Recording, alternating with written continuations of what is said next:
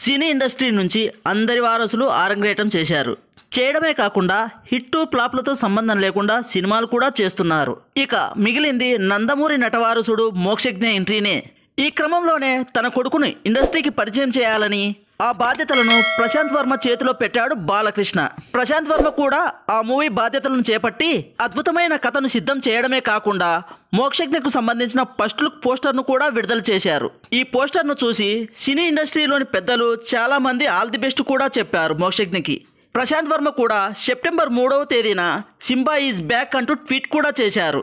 ఇలా ఈ movie confirm అయిపోయిందని అందరూ అనుకున్నారు. కట్ చేస్తే ఈ మూవీ ఆగిపోయిందని వార్తలు వస్తున్నాయి. ఆ వార్తల్లో నిజమెంత?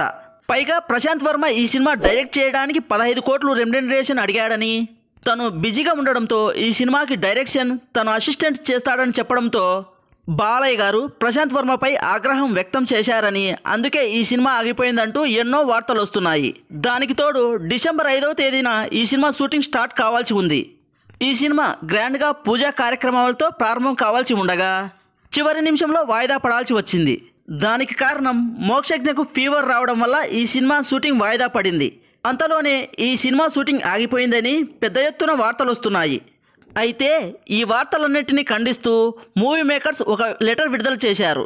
మోక్షజ్ఞ ప్రశాంత్ వర్మ మూవీ ఆగిపోయిందంటూ వస్తున్న వార్తల్లో నిజం లేదని, అంతేకాదు ఈ సినిమా త్వరలోనే మొదలవుతుందని వెల్లడించారు. ఇక ఈ న్యూస్తో నందమూరి ఫ్యాన్స్ అంతా ఖుషి అవుతున్నారు. ప్రశాంత్ వర్మ లాంటి డైరెక్టర్తో మోక్షజ్ఞ సినిమా, అది పురాణాలను టచ్ చేస్తూ ఈ సినిమా వస్తుందని తెలుస్తోంది. ఇక ఈ సినిమాలో మోక్షజ్ఞ అభిమన్యుడి పాత్రలో కనిపిస్తాడని టాక్ వినిపిస్తోంది. ఇవండి మోక్షజ్ఞ ప్రశాంత్ వర్మ మూవీ ఆగిపోయిందంటూ వస్తున్న వార్తల్లో నిజానిజాలు. ఇక ఈ వీడియో మీకు నచ్చినట్లయితే ఖచ్చితంగా లైక్ చేయండి.